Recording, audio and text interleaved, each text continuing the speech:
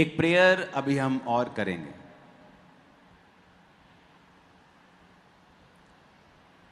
आज आपने इंडिया की सिचुएशन देखी, अमेरिका के साथ क्या हो रहा है। तेल का युद्ध शुरू से चलता आ रहा है दुनिया में, और अब अमेरिका ने कहा है कि वो 50% टैरिफ यानी एक्स्ट्रा रेट टैक्स लगाएगा इंडिया की चीजों के ऊपर, अगर वो रशिया से तेल खरीदना बंद नहीं करता है तो। बहुत से लोगों को ऐसा लगता है कि तेल बहुत बड़ी चीज है, पेट्रोलियम बहुत बड़ी चीज है। जिन देशों के पास तेल है वो अमीर हैं, इसलिए तेल पर युद्ध चलता रहता है। पर अगर आप हिस्ट्री देखें और दुनिया में देखें, ऐसा बिल्कुल भी नहीं है। और यही मेरा आज का मैसेज है।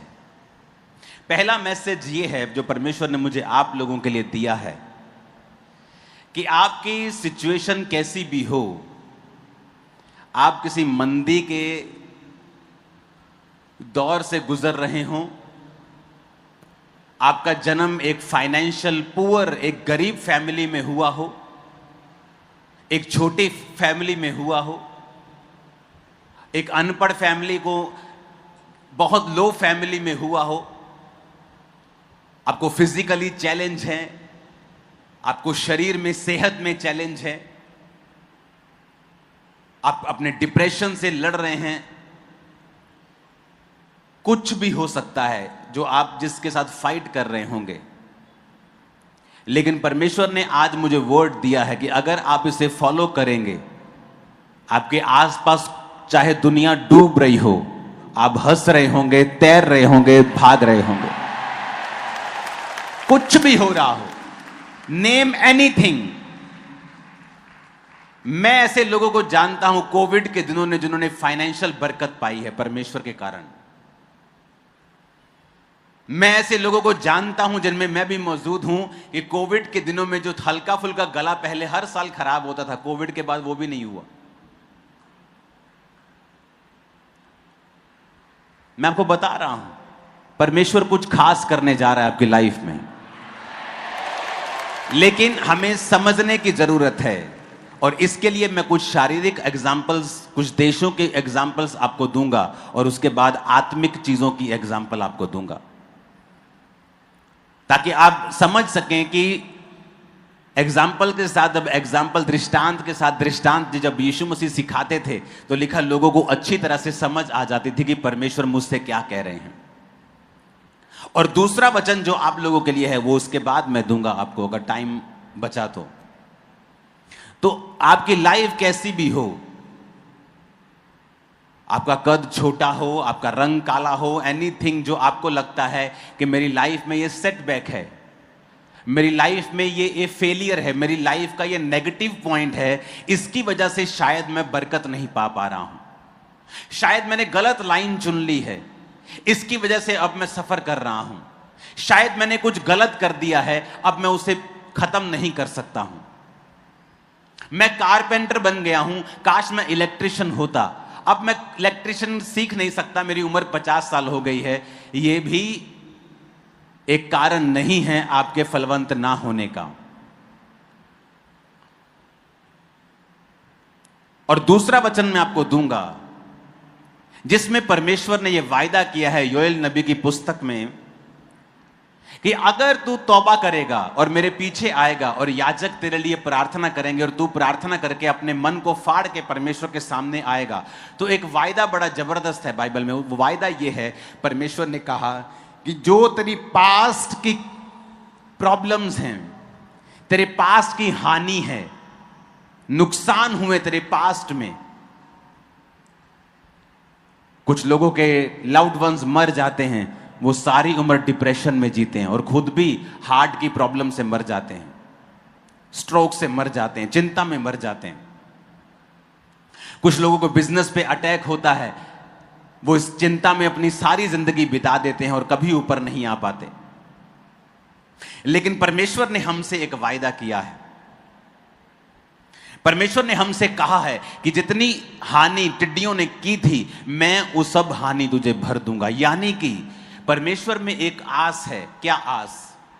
कि आपकी बैकग्राउंड कैसी भी हो, प्रेजेंट कैसा भी हो, लाइफ में कैसी भी सिचुएशन हो, आप कहीं अधिक ऊपर और आशीषित हो सकते हैं और ऊपर जा सकते हैं।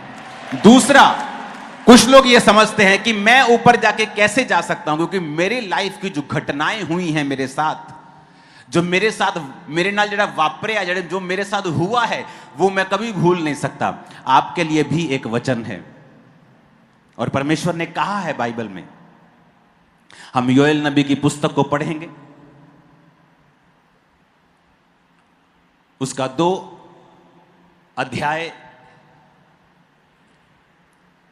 उसकी 12 से लेके 29 आयत तक हम पढ़ेंगे। जिन लोगों को लगता है कि उनकी लाइफ में कुछ ऐसा हो गया है कि उससे वो उबर नहीं सकते,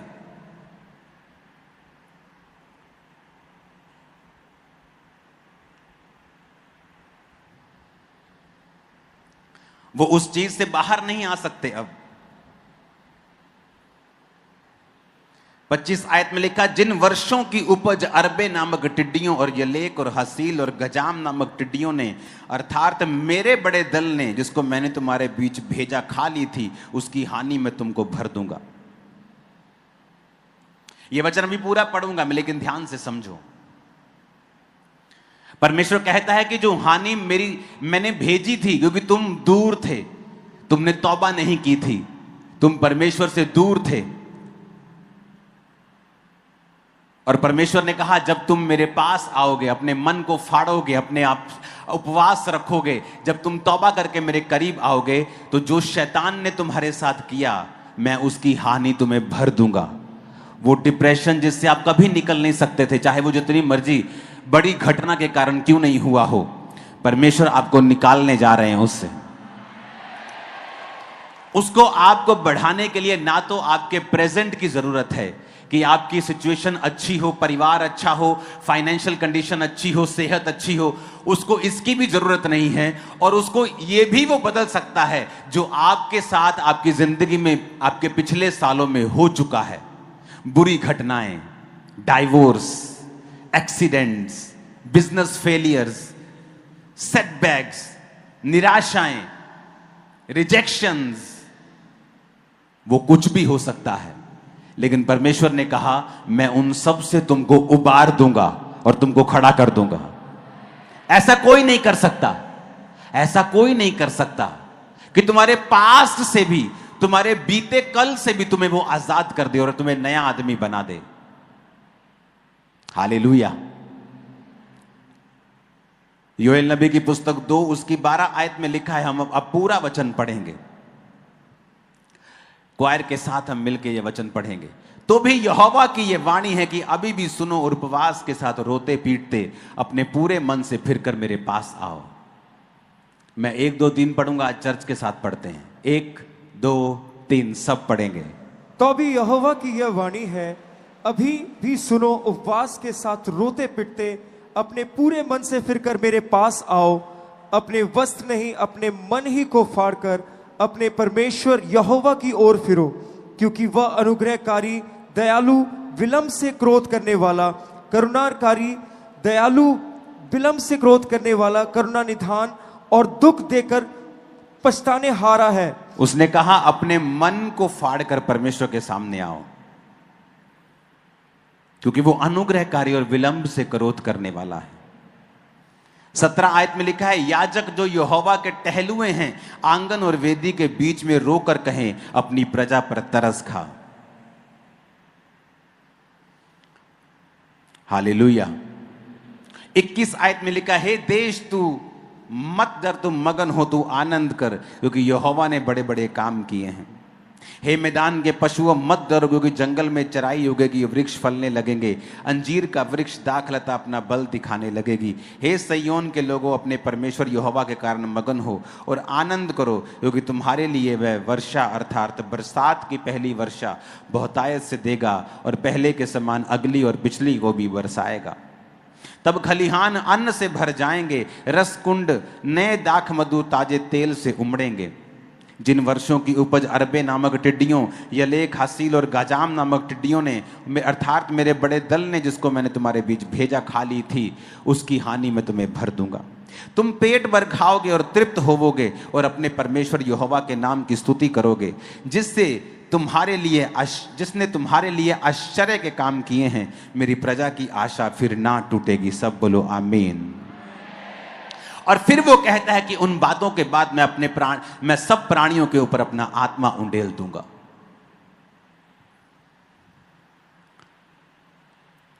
यानी ये सिर्फ आत्मिक रेस्टोरेशन के बारे में परमेश्वर बात नहीं कर रहा,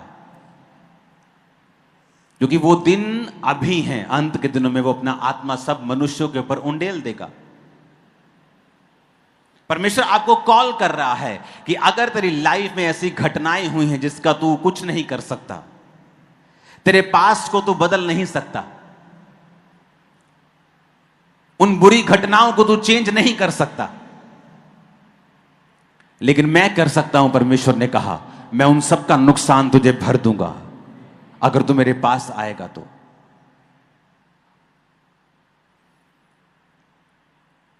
आज जब एक रिजेक्शन किसी को मिलती है तो वो सारी उम्र कड़वा रहता है कि फलाने व्यक्ति ने, फलानी औरत ने, फलाने आदमी ने मुझे डाइवोर्स दे दिया, और वो सारी उम्र उसके लिए कड़वा रहता है। फलाने मेरे भाई ने मुझे धोखा दे दिया, और सारी उम्र उस कड़वाहट के साथ वो अपने आप को बीमार करके जीता है। लेकिन परमेश्वर का एक वायदा है कि जब तुम यीशु मसीह की ओर आओगे, वो तुम्हारे पास्ट को भी हील कर देगा। ऐसी किसी के पास ताकत नहीं है जो यीशु मसीह के पास है। इसलिए बाइबल कहते जब यूसुफ अपने भाइयों से मिला तो उसने कहा, जो तुमने मेरे साथ पास्ट में किया मैं उसे भूल जाता हूं। और परमेश्वर ने उनके रिलेशनशिप को रिस्टोर करके उसके भाइयों के साथ फिर उसका मेल मिलाप करवा दिया। उत्पत्ति 26 उसकी 1 से 14 आयत में जब आप पढ़ेंगे, आपको इजहाक का जिक्र मिलता है, और वचन कहता है कि उस देश में अकाल पड़ा, और वो पहले अकाल से अलग था जो अब्राहम के दिनों में पड़ा था। इसलिए इजहाक गरार को पलिश्तियों के राजा अबीमेलेक के पास गया।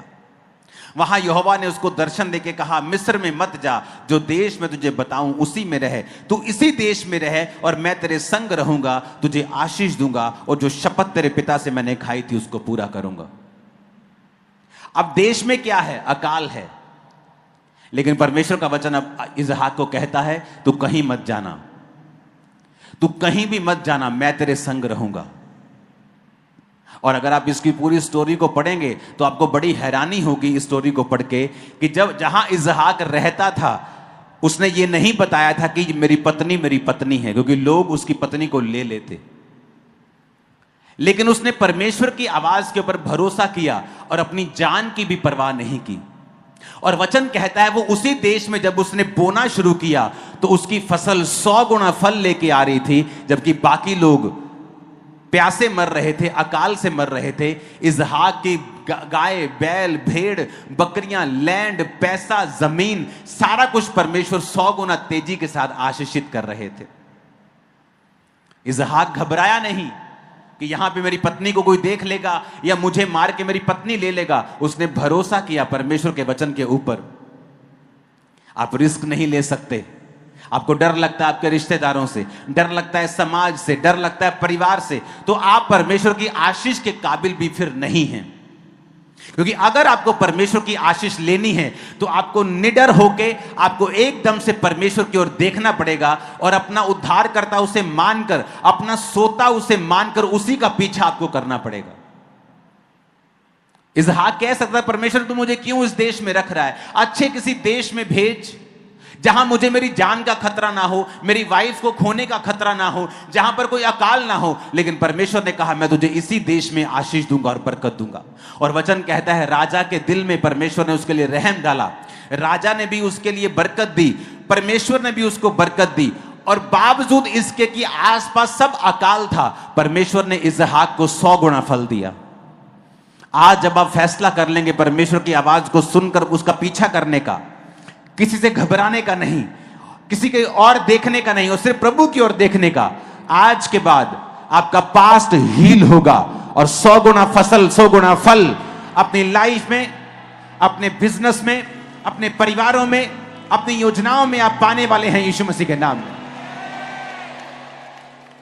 मैं आपको बता सकता हूं, कोई मायने नहीं करता अकाल आपके देश में, आपके काम में, आपके बिजनेस में कितना बड़ा है। मायने यह रखता है कि क्या आप लोग परमेश्वर की आवाज को सुन पा रहे हैं या नहीं। हालेलुया। आज तेल के झगड़े चल रहे सब तरफ। इंडिया को धमकाया जा रहा है कि तेल तुम अगर लोगे रशिया से, क्योंकि वो सस्ता बेचता है, तो हम तुमको 50% टैक्स लगाएंगे एक्स्ट्रा। और लोगों को शायद लगता होगा कि तेल की वजह से देश अमीर हैं, लेकिन ऐसा नहीं है। अब मैं आपको एग्जाम्पल देता हूं कि प्रॉब्लम आपका आसपास नहीं है, प्रॉब्लम आपका माइंड सेट है। यहां पर प्रॉब्लम है। प्रॉब्लम गरीबी नहीं है, आपका आसपास नहीं है। आप जिस देश में रहते हैं वहां की मंदी या वहां का तेजपन नहीं है, प्रॉब्लम यहां पे है। जब यहां सॉर्ट आउट हो गया, जब स्पिरिट में हमने एक चीज कैच कर ली, आप अनस्टॉपेबल होंगे, कोई आपको रोक नहीं पाएगा।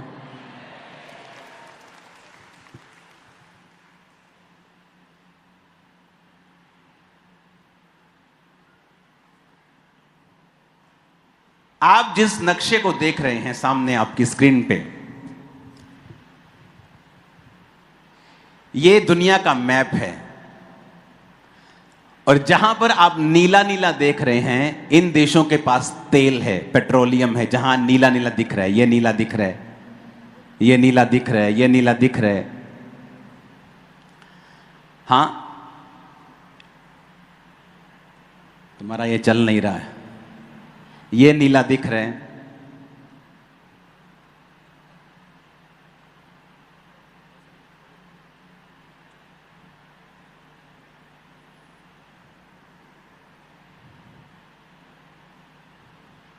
पिक्चर आएगी क्या? मैं ऐसे ही करना है। ये आज पहला दिन है इसका, सेटिंग हो जाएगी इसकी। ये मैंने आप लोगों के लिए मंगवाया आज 1 घंटे पहले, सिर्फ कि मुझे लोगों को कुछ खास चीज समझानी है। बस छोड़ दो, छोड़ दे यार। नहीं चल रहा तो कोई बात नहीं, चल रहा तो चला।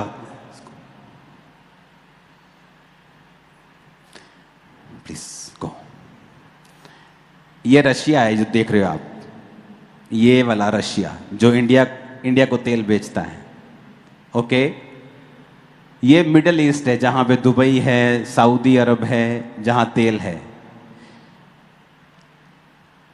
ये कनाडा, अमेरिका, ये सब वो देश हैं जहां पर भी तेल की प्रेजेंस है। तो पूरा स्क्रीन दिखा लड़के, हाँ ठीक है। हमें ये लगता है कि इन देशों के पास बहुत तेल है, लेकिन क्या आपको मालूम है कि इन सबसे ज्यादा किस देश के पास तेल है? वो है वेनेजुएला। वो जो ये देश है, इसको जूम करना, वेनेजुएला। ये जो देश देख रहे हो, आपने सुना भी नहीं, कई लोगों ने होगा इसके बारे में। पूरी दुनिया का 18% यानी 5वां हिस्सा तेल जो पेट्रोलियम है, जहां से पेट्रोल बनता है, डीजल बनता है, मिट्टी का तेल, ये वो सब चीजें बनती हैं, ये यहां से ये इसके पास है। ये पूरी दुनिया का 18%, 18% तेल इसके पास है। लेकिन अगर आप इस देश को चेक करेंगे, वेनेजुएला को, ये दुनिया के सबसे गरीब देशों में आज इसकी गिनती होती है। और यहां अगर आप देखेंगे इस गोले के अंदर, क्वालिटी अच्छी नहीं तुम्हारे कैमरा की, तुम दिखा नहीं रहे हो। हाँ, इस गोले में दुबई ये है, यूएई, ये मैं जो सेकंड गोला लगा रहा हूं छोटा सा, ये है यूएई यानी यूनाइटेड अरब एमिरेट, जहां दुबई है, अबू धाबी है, ये वो एरिया है। और अगर आप 1990 का दुबई देखेंगे तो वो बिल्कुल रेगिस्तान था। और जब तेल मिला वहां पे, तो वहां की इकोनॉमी जो थी वो फलवंत होनी शुरू हुई।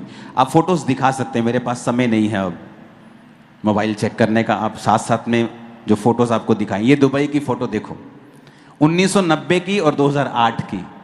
ये 8 के अब तो पहचान में नहीं आ रहा होगा। दुबई की और फोटोज हैं तो दिखाओ, कौन है अंदर? ये देखो 1990 में देखो दुबई और 2024 में देखो। 2-3 दिन पहले मैं दुबई में था। मैं आपको बता सकता हूं, आप 5 मिनट पैदल नहीं चल सकते वहां पे। 5 मिनट पैदल नहीं चल सकते। इतनी गर्मी छोटी चीज है। आपको पंजाब में गर्मी लगती है ना, तो एक ही दिन दुबई जाके जाओ, आपको पंजाब में सर्दी लगने लग जाएगी गर्मियों में। आप बोलेंगे यार इतनी अच्छा मौसम है यहाँ, इतनी गर्मी है वहां पे। 1 घंटा क्या 5 मिनट आप रोड पे खड़े नहीं हो सकते। और वहां की कंडीशन देखो आप 1990 की, पीछे दिखाना पिछली फोटो 2024 के साथ वाली। ये 1990 है और दुबई अब 2024 में देखो। अब मैं आपको एक चीज समझाता हूं। दुबई के पास सिर्फ दुनिया का, दुबई या यूएई के पास दुनिया का सिर्फ 4% तेल है इनके पास। जब ये तेल के साथ अमीर हो रहे थे तो इन्होंने दिमाग लगाया और तेल के साथ बाकी इकोनॉमी को स्ट्रांग किया। लेकिन ये जो वेनेजुएला है, ये अपना 90% जो पैसा था वो तेल से कमाता था।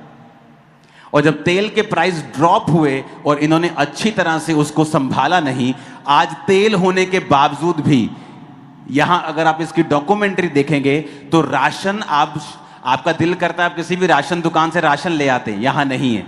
हर एक बंदे को एक राशन की दुकान दी गई है और वहां से कितना राशन लेना है उसको असाइन किया गया है कि 10 किलो आटा मिलेगा तो 10 किलो आटा ही मिलेगा, तुझे इतने में गुजारा करना है। ये वेनेजुएला की हालत है, उस देश की हालत है जिसके पास दुनिया का 5वां हिस्सा तेल मौजूद है और उस तेल की वैल्यू 25 करोड़ है।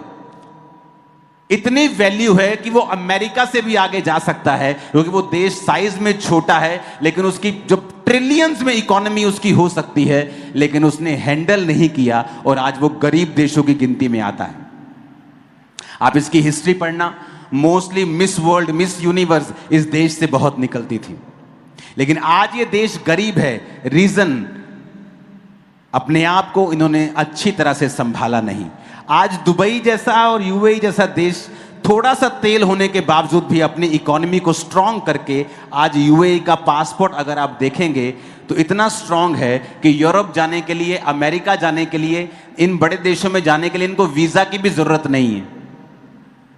अगर आप वहां की पॉपुलेशन देखेंगे, ओरिजिनल तो सिर्फ 11-12 लाख पॉपुलेशन है उनकी, बाकी सारे बाहर के लोग हैं, जो 70-80 लाख बाहर से आए हुए लोग हैं, क्योंकि वो देश रहने के लायक नहीं था। इतना गर्म है कि जब पंखे नहीं थे, एसी नहीं थे, हम इमेजिन कर सकते हैं वहां पे कि लोग क्यों कम थे, क्योंकि वहां पॉपुलेशन कम थी। इंडिया में पॉपुलेशन ज्यादा क्यों है? क्योंकि यहाँ जो लैंड था, जमीन थी, वो उपजाऊ थी। तो लोग जो पुराने समय के थे वो उपजाऊ जमीनों के पास ज्यादा रहा करते थे, और वहां उपजाऊ जमीन नहीं थी इसलिए कम लोग थे। लेकिन आज सारी दुनिया, सारा बॉलीवुड, सारे लोग, सारे सेलिब्रिटी दुबई में जाके सेटल होना चाहते हैं, क्योंकि उन्होंने कुछ हैंडल किया अच्छे से। कितने मेरी बात को समझ रहे हैं? अपने पैसे को हैंडल किया, अपने देश में सिस्टम बनाए कि आज हर सेलिब्रिटी दुबई में रहना चाहता है। और ये वेनेजुएला जिसके पास 18% ऑयल है, वो खत्म। एक ही देश है और इतना छोटा, इंडिया का 3-4 हिस्सा होगा, ये 4-5वां हिस्सा। लेकिन आज इतना पुअर है कि उसके लोग राशन भी ले नहीं सकते। अपने पड़ोसी को बोलो ध्यान से चल, अच्छी तरह चल। आमीन। अब ये चीजें आपको समझने की जरूरत है।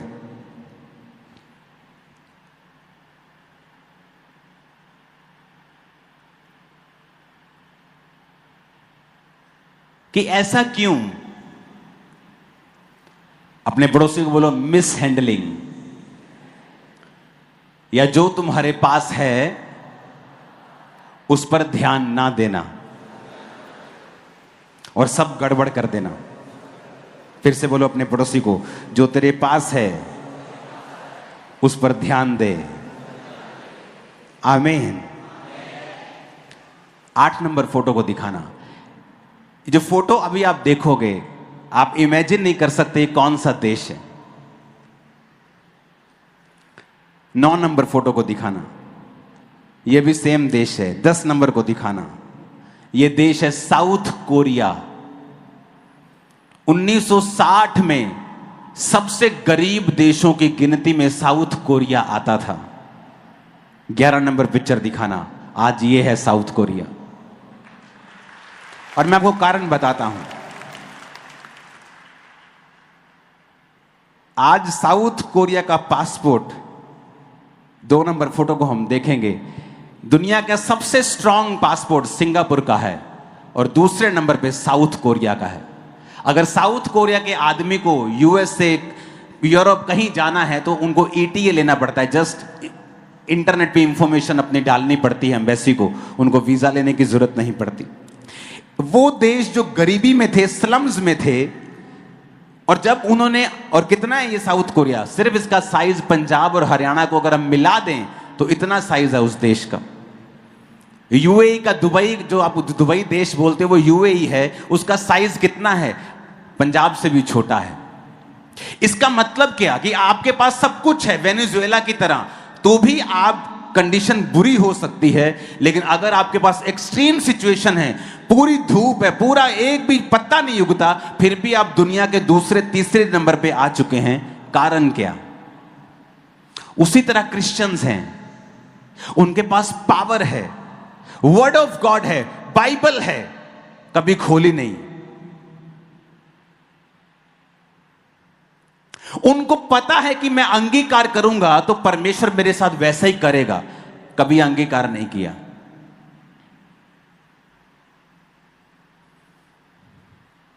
फिर आप उस देश की तरह हैं जिसके पास सब भंडार तो हैं पर उसे इस्तेमाल करने नहीं आए, और वो देश जो सबसे अमीर हो सकता था सबसे गरीब हो गया। वो पंजाब की जितनी पॉपुलेशन है वेनेजुएला की, अगर पंजाब में हम बिहारी भाइयों को भी मिला दे जो काम करने यहां आते हैं, 3-4 करोड़, 3 से 4 करोड़ हो जाते हैं हम, इतनी पॉपुलेशन होगी वेनेजुएला की, और उसके पास इतना तेल है कि अकेला अकेला आदमी मिलियनेयर बन सकता है, दुनिया के सबसे बेस्ट देशों की गिनती में वो आ सकता है। लेकिन मिस हैंडलिंग की उन्होंने। आज किसी क्रिश्चियन को पूछो रोजा कब रखा था, अंगीकार कब किया था, प्रार्थना कब की थी, क्या तुम्हें विश्वास है परमेश्वर ऐसा कर सकता है? वो तेल होने के बावजूद भी गरीब हैं, वेनेजुएला देश की तरह। आत्मा होने के बावजूद भी निराश हैं, क्योंकि उन्होंने वो इस्तेमाल नहीं किया जो परमेश्वर ने उनको दिया है। और दुबई जैसे देशों के पास सिर्फ दुनिया का 4% तेल है, लेकिन उन्होंने उस तेल को यूज किया और इंफ्रास्ट्रक्चर बनाया, टैक्स फ्री करके लोगों को खींचा अपनी ओर, और आज वो दुनिया का बेस्ट देशों की गिनती में आ चुका है। क्यों? उन्होंने अपने तेल को अच्छे से इस्तेमाल किया। क्या आप अपने तेल को अच्छे से इस्तेमाल कर रहे हैं कि नहीं? क्योंकि सबके पास ऑयल है, आप सबके पास है। कोई तो अपने ऑयल को खराब कर रहा है, वो व्हाट्सएप चैटिंग में उस औरत के साथ जिसका तेरा कोई लेना देना नहीं है, और कोई तो अपने ऑयल को यूज कर रहा है और उस ऑयल के साथ वो डिफरेंट चीजों को बना रहा है और सिस्टम एस्टेब्लिश कर रहा है। ऑयल सबके पास है, तेल सबके पास है, क्योंकि वचन कहता है जब तुम मसीह में आते हो, a measure of faith is given unto all, कि एक कटोरा विश्वास का सबको दे दिया जाता है। लंगर खाने बैठते ना हम, ऐसे लंगर खाने बैठते हैं तो बंदा आता है, एक दाल डालता है, एक सबको उतनी दाल मिलती है, और आता है 2-2 3-3 रोटियां देता जाता है, सबको उतनी मिलती है। वैसे ही परमेश्वर के पास जब हम आते हैं तो परमेश्वर ने कहा जब तुम मेरे पास आते हो, ए मेजर ऑफ फेथ, यानी एक विश्वास, जितना मैंने अंकुर नरुला को दिया उतना तुझको दिया, उतना बेनीहीन को दिया, उतना विश्वासी मैंने तेरे को दिया, उतना सिंगर को, सबको उतना ही दिया। अब आगे कैसे हो गया कि कोई बढ़ गया कोई नहीं बढ़ा? परमेश्वर ने कहा उन्होंने अपने विश्वास को इस्तेमाल किया, छोटी छोटी बातों में किया। मेरी फैमिली ने मुझसे फाइट की, मैंने अपनी फैमिली को कुछ देर के लिए छोड़ दिया कि मैं यीशु मसीह को नहीं छोड़ूंगा। आज वो सेवा में है मेरे साथ। तो मैंने अपने विश्वास को इस्तेमाल, उस समय मैं डर सकता था अपने दोस्त की तरह, वो डर के चला गया, दुकान ना छिन जाए, मेरी फैमिली मुझसे दूर ना हो जाए। और सचमुच फैमिली दूर हो गई, मर गए सारे जवानी में ही। परमेश्वर ने कहा जो तुम मेरे लिए छोड़ेगा वो तू पाएगा, जो तुम मुझे छोड़ के पाना चाहेगा तू गवाएगा। हमें सब तो बताया है परमेश्वर ने।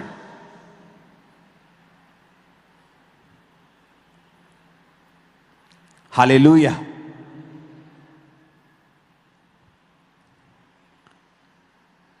वेनेजुएला के पास इतना तेल है, इतना तेल है कि अगर उसके ढेर लगा दूं पैसे के तो बड़े बड़े देशों को झुका देगा वो, इतना तेल है उसके पास। और ये नहीं कि तेल है तो अभी खत्म हो गया, अभी यूज नहीं किया तो किसी और ने, अभी भी है उनकी जमीन में। जाओ पढ़ लेना इसके बारे में। ये है वेनेजुएला, ये देश।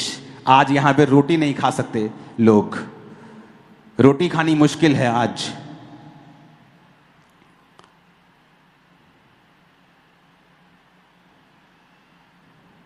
इसको चेंज करना। अपने पड़ोसी को बोलो अपने तेल का इस्तेमाल कर। फिर से बोलो अपने पड़ोसी को। नहीं नहीं ऐसे नहीं, मजा नहीं आ रहा। तुम्हारा पड़ोसी मैं देख रहा हूं टीवी पे। पहले पूछो को, बोलो तेरे पास क्या तेल है और क्या तू उसे इस्तेमाल करता है। यह है वेनेजुएला, देख लो इसको। फुल में दिखाना एक बार पीछे से, बिल्कुल टेढ़ा मत हुआ कर तू।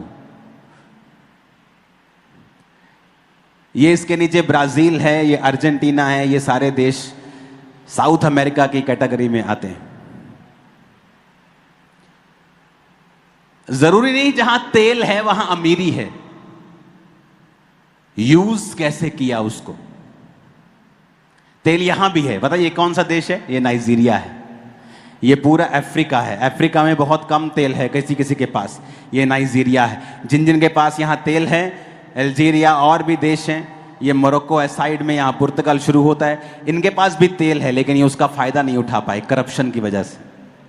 और सबके पास देखो सबसे डार्क ये है, सबसे डार्क ये है, देखो सबसे डार्क, इसके पास 300 बिलियन बैरल,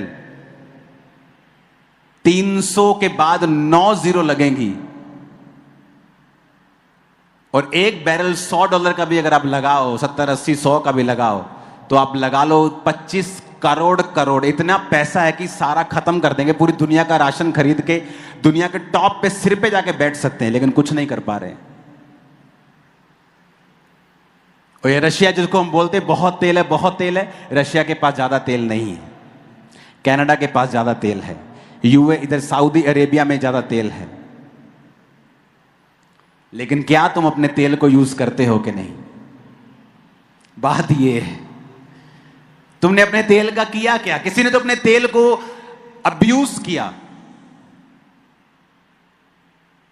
और उसे बाद में उसका असर हुआ। और किसी ने अपने अनॉइंटिंग को, तेल को बड़े तरीके से इस्तेमाल किया और उससे उसने चीजों को स्थापित किया। आज वो यूएई दुनिया का टॉप देश बन चुका है। पासपोर्ट उसका नंबर 2, नंबर 3 पे आ जाएगा। इस लेवल का वो जा रहा है। जब हम यूरोप में थे तो बहुत सारे यूएई रेजिडेंट्स को हमने वहां देखा, दुबई के लोगों को देखा, क्योंकि उनको वीजा लेने की जरूरत नहीं। पुर्तगाल में जब दिल करता है, गर्मी लगती, फ्लाइट पकड़ते यूएई वाले चले जाते हैं। और किसी देश में उनकी हालत, किसी टाइम उनकी हालत आप देखो, फिर से दिखाओ 2024 और 1990 दुबई की फोटो को दिखाओ। ये है दुबई 1990 में। और क्या होता है 1990? हम स्कूल में थे 1990। कोई बहुत बड़ी बात नहीं है 1990। कोई, मैं 1890 की बात नहीं कर रहा हूं। 1990 देखो आप, बहुत बड़ी बात नहीं है 1990। और आज देखो 2024 देखो और 1990 देखो, जमीन आसमान का फर्क है। क्यों? ऑयल को यूज किया। तो प्रभु पता क्या कहता है? कहता है मूर्खों, एक शारीरिक आदमी को, एक शारीरिक देश को अपने तेल का जिसको इस्तेमाल करना आता है वो सबसे ऊपर जा सकता है। क्या तुम्हें अपने तेल का इस्तेमाल करना नहीं आता? अगर आता है तो तुम्हें ऊंचा ले जाने के लिए तैयार है और सबसे बेस्ट देने के लिए तैयार है। आमीन। साथ चाहिए और खड़कने वाले चाहिए चर्च।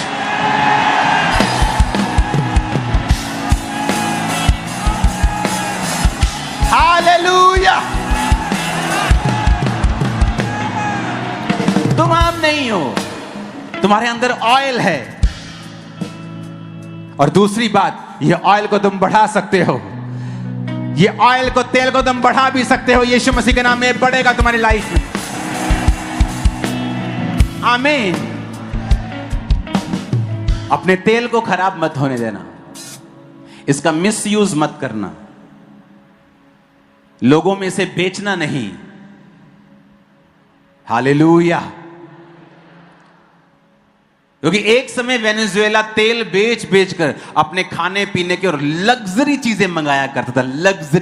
लग्जरी लाइफ जीते थे वहां के लोग, क्योंकि तेल बेच बेच के लग्जरी चीजें मंगाते थे। आज खाने के वांदे कहते ना हो गए, आज वो हाल है। इसलिए पास्टर्स को मैं बोलता हूं कि मत बेचो अनॉइंटिंग को, मत सेल करो इसे, क्योंकि एक समय आएगा जब तुम नीचे की कैटेगरी में हो जाओगे। आज तो बड़े मजे आ रहे हैं, ले हैंड का 50,000 आ रहा है, 1 लाख आ रहा है, लेकिन कल मजे खत्म हो जाएंगे। अगर लंबे मजे लेने हैं तो राइट वे में तेल को इस्तेमाल करो, और परमेश्वर तुम्हें सबसे ऊपर बनाएगा, बैठाएगा और खड़ा रखेगा वहां पर। Hallelujah, hallelujah. अपने पड़ोसी को बोलो, अपने तेल को इस्तेमाल कर, इसे खराब ना होने दे। क्योंकि बाइबल कहती है मरी हुई मक्खियों के कारण सुगंधित तेल भी, गंधी का तेल भी सड़ने और बसाने लगता है। हालेलुया। आज पास्टर्स बोलते हैं, ओह मेरे लोग बहुत गरीब हैं, इसीलिए मैं चर्च नहीं ले सकता, मैं जगह नहीं बना सकता, मैं लैंड नहीं खरीद सकता, मैं माइक नहीं ले सकता।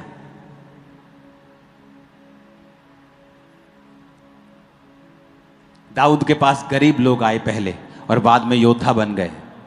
यही तो अगुवाई है, यही तो अगुवे की ताकत है कि वो गरीब से गरीब लोगों को अपनी अगुवाई से ब्लेसेड जनरेशन बना सकता है। यही तो उसकी ताकत है।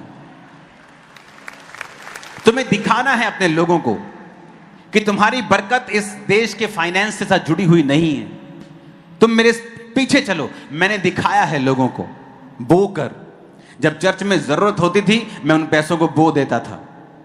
मैंने लोगों को दिखाया कि देखो मैं बोता आ रहा हूं, अपने पर्सनल लाइफ से भी, अपनी चर्च से भी, और देखो परमेश्वर मुझे ब्लेस करता आ रहा है। जब लोगों ने देखा कि हमारा अगुवा जो कर रहा है उसकी लाइफ में काम कर रहा है, हम भी वही करेंगे।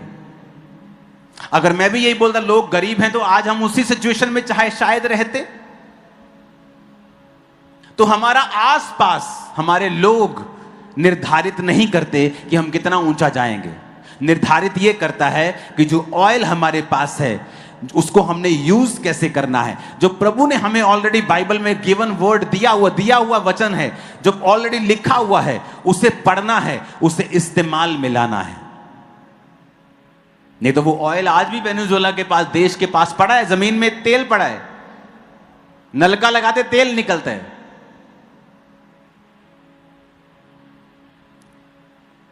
लेकिन अभी भी देश गरीब है। आप इमेजिन कर सकते हो क्या कि आपकी जमीन के नीचे खरबों रुपया हो और आपके घर में रोटी ना हो?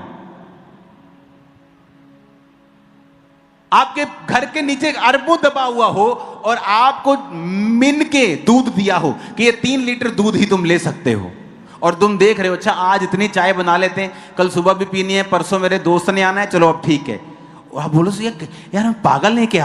हम क्या पागल हैं क्या? नीचे हमारे खरबों रुपया दबा हुआ है और हम गरीबी में जी रहे हैं। यही हाल क्रिश्चियंस का है। बाइबल आपके लिए खजाना है, आपके अंदर परमेश्वर ने ऑयल दिया है, अगर यूज करना नहीं आया तो नीचे तो सब कुछ पड़ा है लेकिन ऊपर गरीबी है। लोग मेरे पास आते हैं, मेरे बच्चे के लिए प्रार्थना करो, ये मंद बुद्धि है। तुम्हारी प्रार्थना कितनी है? मैं पूछता हूं, आधा घंटा। अरे क्या बात कर रहे हो, इतना बड़ा केस, आधा घंटा प्रार्थना? मेरा केस बड़ा था, डॉक्टर मुझे बोल चुके थे कि ये मेडिकली पॉसिबल नहीं। मेरी 6 घंटे प्रार्थना थी, 8 घंटे प्रार्थना थी एक दिन की। उसमें बाइबल भी पढ़ता था, वर्शिप भी होती थी, पर बैठता था, मैं लगातार बैठता था, अपने लिए मेहनत करता था। आज तुम्हें बड़े बड़े केसों से आजादी चाहिए, कैंसर से आजादी चाहिए, मंद बुद्धि बच्चे ठीक हो जाएं, ऑटिज्म ठीक हो जाए, प्रेयर कितनी? आधा घंटा। तुमको अपने तेल की वैल्यू नहीं पता है, जो बाइबल में ऑलरेडी तुमको दिया हुआ है, तुम उसका भी इस्तेमाल नहीं कर रहे हो। तुम जानबूझ के गरीब हो, जानबूझ के लुटे हुए हो, जानबूझ के तुम ऐसा हो। परमेश्वर नहीं चाहता तुम ऐसे रहो।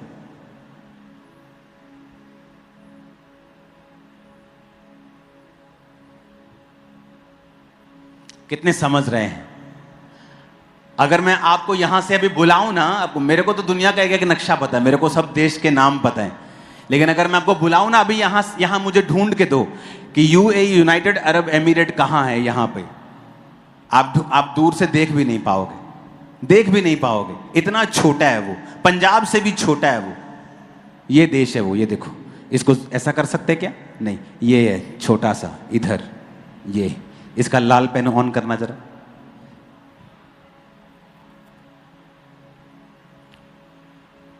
वाह, ये यूएई, जस्ट ये